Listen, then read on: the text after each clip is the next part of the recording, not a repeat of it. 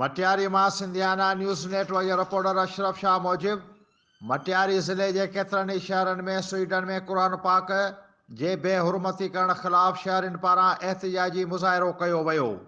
Peoples party जे कारकुननि मोहम्मद वकील बिरोई जे सॾ ते स्वीडन में क़ुर पाक जी बेहुरमती करण ख़िलाफ़ पलीजाणी में पीपल्स पार्टी ऐं जमायत इस्लामी जे कारकुननि पारां सिंध प्रेस क्लब पलीजाणी आॾो एहतिजाजी मुज़ाहिरो कयो, जंहिंमें कारकुननि समेत शहरियुनि वॾे अंग में शिरकत कई।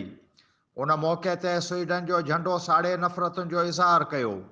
पीपल्स पार्टी जे कारकुननि मोहम्मद वकील बिरोई, मौलवी आशिक अली सियाल, कामरेड मूसो ऐं ॿियनि मीडिया सां ॻाल्हाईंदे चयो त काफ़र कुवतूं हमेशह मुस्लमाननि जी दिलि आज़ारी कई आहे।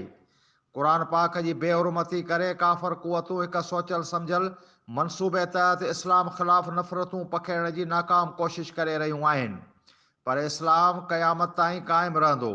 अॼु बि स्वीडन में क़ुर पाक जी बेहुरमती ख़िलाफ़ एहतिजाज करे रहिया आहियूं ऐं हुकूमत खां मुतालबो कयूं था त हुकूमत पाकिस्तान स्वीडन में क़ुर पाक जी बेहुरमती जो भरपूर जवाबु ॾिए ऐं अक़वाम मुतहदा आॾो अहिड़ियूं हरकतुनि जो मुतालबो रखे स्वीडन सां बाइकाट कयो वञे।